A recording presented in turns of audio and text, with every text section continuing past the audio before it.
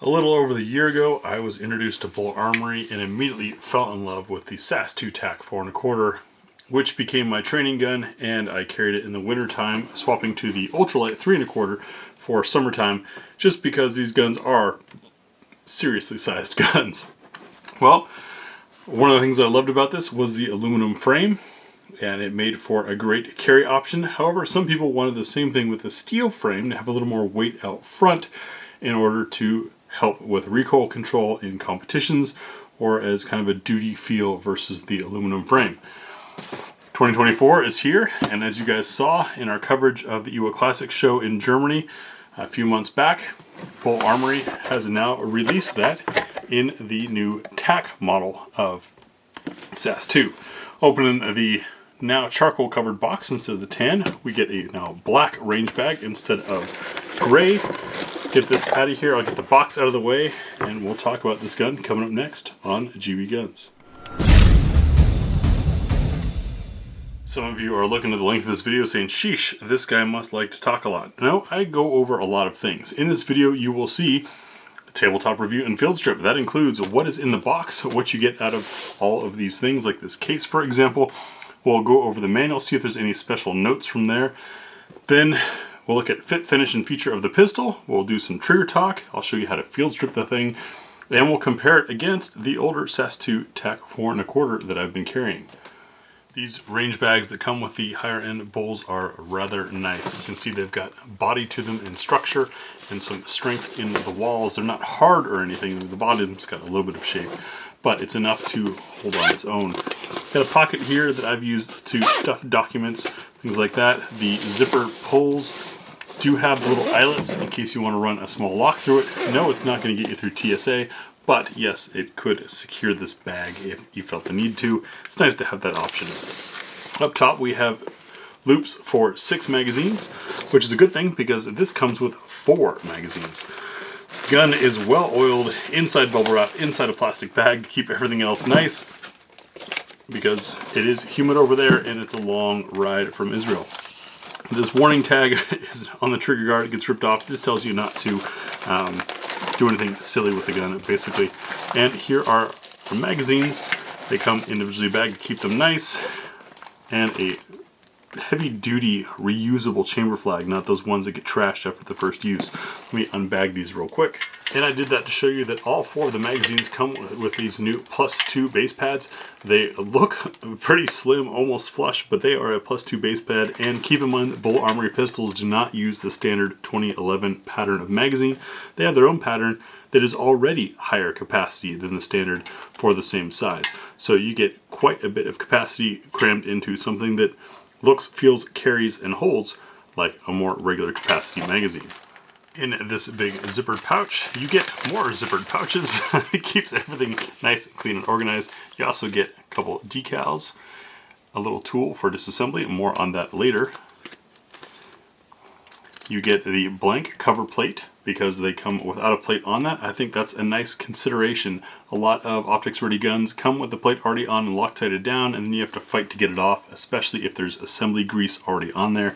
That can be a pain. So nice that it's kept separate. We have our manual, an actual metal cleaning rod, a brass brush, and nylon brush.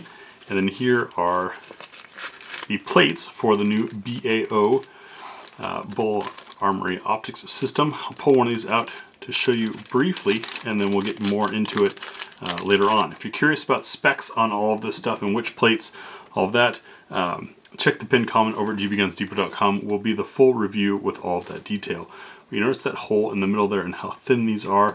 That is a cool concept that we will get into a little later on for those who missed our coverage of the IWA trade show. This pin here is for your mainspring housing in case you decide to remove the magazine well. I think that's a nice feature. Now we'll get into the manual. I always take a look at manuals as an indicator of how well a company wants you to understand and know their product. I also do it for the sake of YouTube, because the manual reviewer is going to look at this video and try to accuse me of building or disassembling a gun.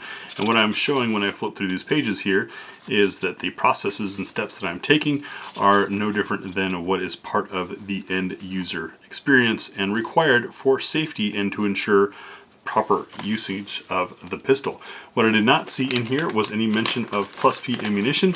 With a 4 1/4 inch barrel, I don't think there's any need for that because you're already beyond the SAMI length of 9mm. 4 inches is the standard in the US. I have, however, run plus P ammunition in my BUL Armory pistols without issue. Just keep in mind that if you do so, you are likely accelerating wear and tear on the gun, so don't do it regularly. Fresh out of the bag, these things do have a smell of machine shop and machine oil to them. They come extra oiled to help protect them through transit. I appreciate that, but I'm going to wipe this off right quick.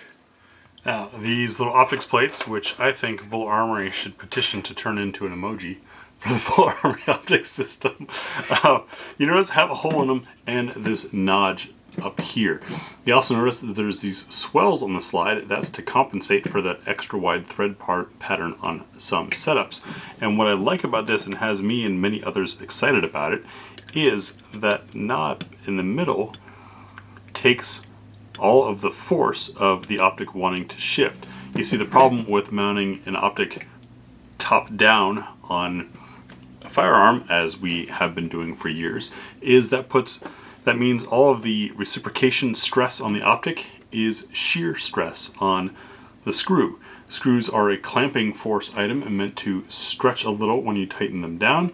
That's why if you torque something and then go to torque it again, you might find you have to tighten it a little bit more to get the same torque.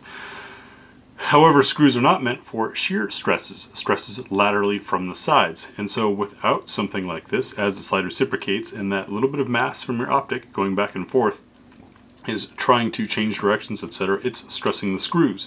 With this BUL Armory optic system, that is absorbed right here by the plate, and you are threading through your optic straight into the slide, not into a plate and then into the slide itself, which doubles the amount of screws that could fail or come loose or have some other issue. This is a very promising setup, and you can see for this extra wide here, which is the RMR pattern, we've got a little bit of kind of ledge hanging over the side, whereas if we go for one of the smaller optics, then we fit right down like that. Everything fits nice and flat on there. So it's a really smart setup. I'm excited about it.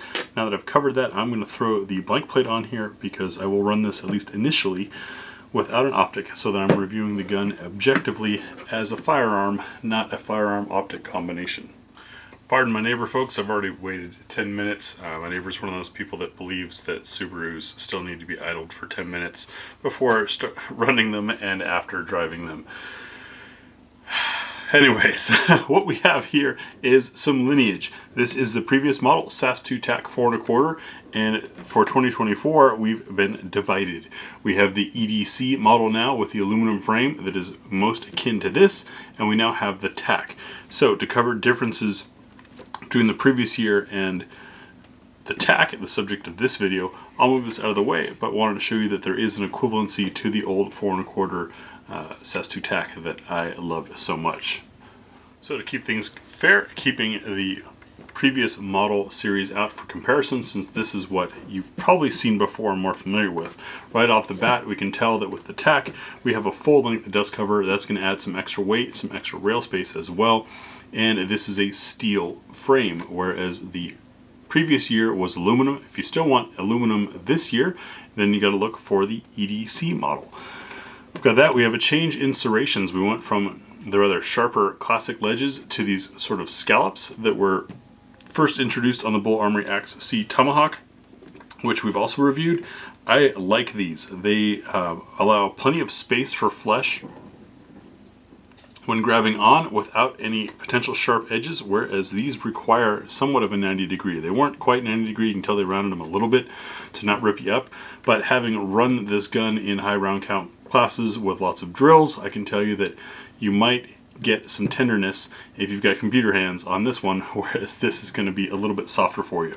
You can also see the difference at the muzzle. Rather than have the barrel protrude a little bit, we've got a flush fit with a 10-degree crown to it that I think is pretty sexy looking. We've also reduced some of the markings and brandings. The 24 models are just a little more subdued. We don't have the BUL Armory marking up here, and replaced the silver accent parts with black. So everything seems a little more serious for the duty model, which is the TAC, and that is technically more tactical anyways. The sights, they moved to the fiber optic front sight, which is what I did to this one. This originally came with a blacked out front, but as a carry gun, I don't carry a dot. I wanted a fiber optic up there, so for 40 bucks from BUL Armory USA, I bought that front sight post. Really easy to swap on, and it gives a great sight picture. And you can see we have the same now standard on this guy. Other than that, you might be curious about weight differences. What does that extra dust cover and steel give you that the aluminum didn't?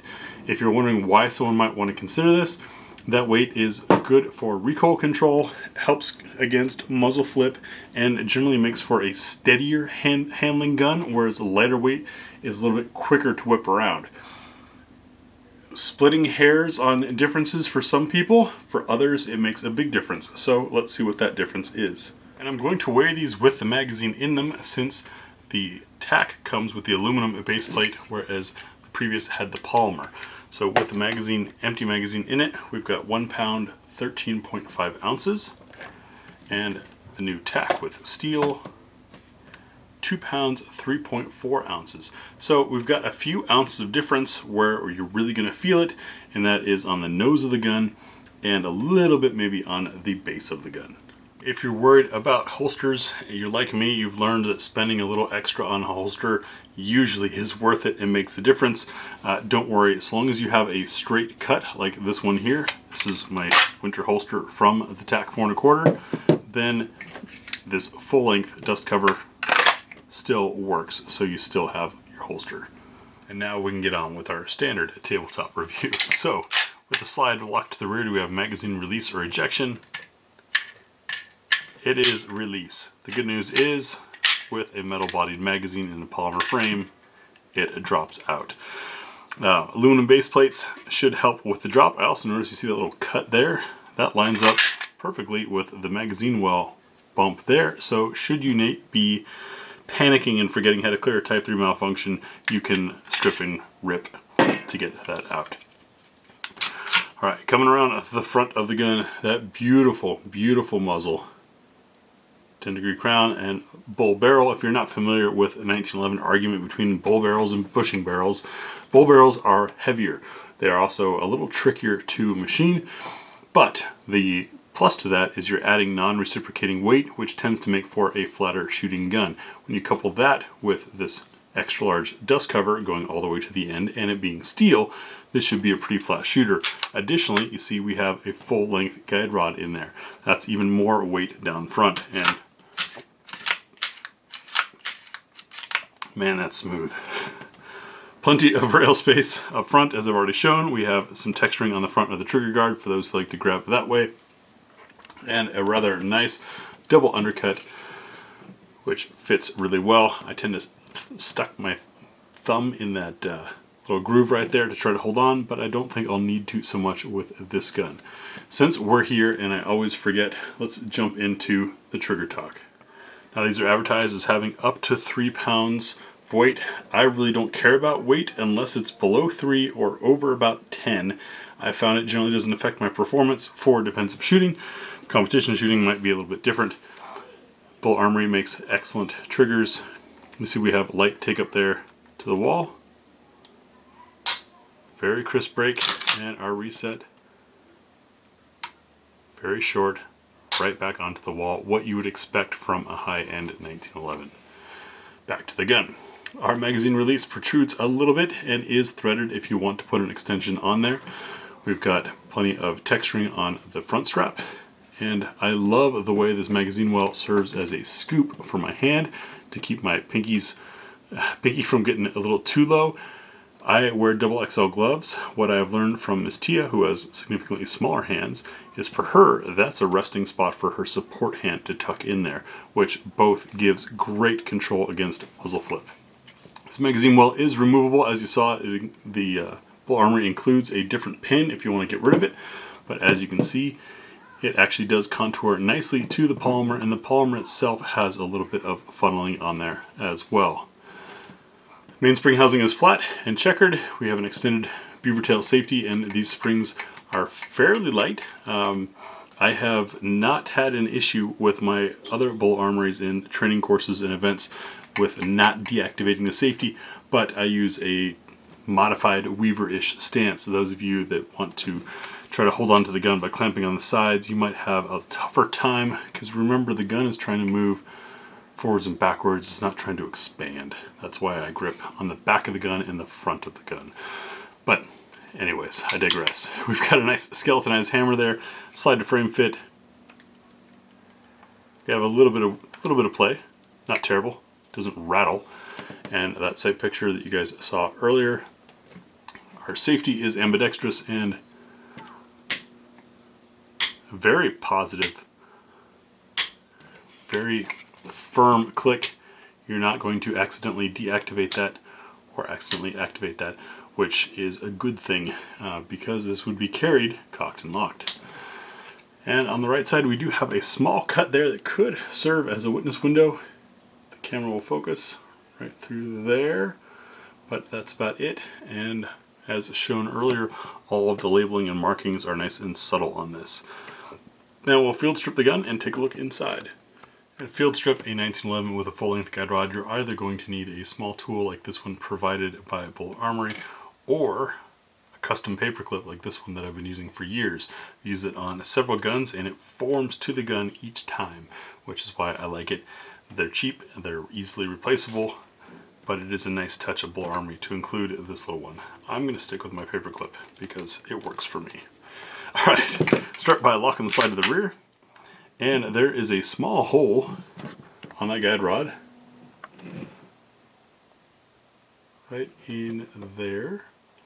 It's coming into focus, and this camera is not old enough to need replacing yet, but right in about there on the center of the screen. Want to feed in your tool. It's got to be kind of fished in, making sure you're not sticking out the other side, and then we're going to gently close the slide on it. What that does is it binds your recoil assembly, so you no longer have to fight it. But first, let's get our side lock release lever, lining up that little cutout on the bump as we would on all 1911s, and then pushing from the other side. Which can sometimes be pretty tight and need a little bit of a poke. I came off the spot. There we go.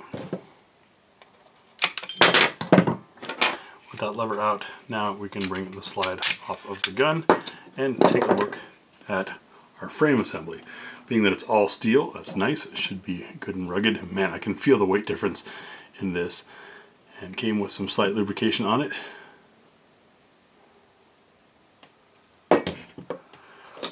With our assembly bound up like this, we can just simply pull it out through like that and leave it. Knock our link forward, and now we can pull the barrel out the front of the gun and take a look inside the slide. '70s series, meaning no additional safety in there. That tends to make for a cleaner trigger, although I've felt plenty of '80s series that were plenty clean.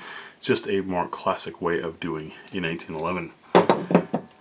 Before we do our chamber check, I'm going to wipe this out from the gunk from the test firing.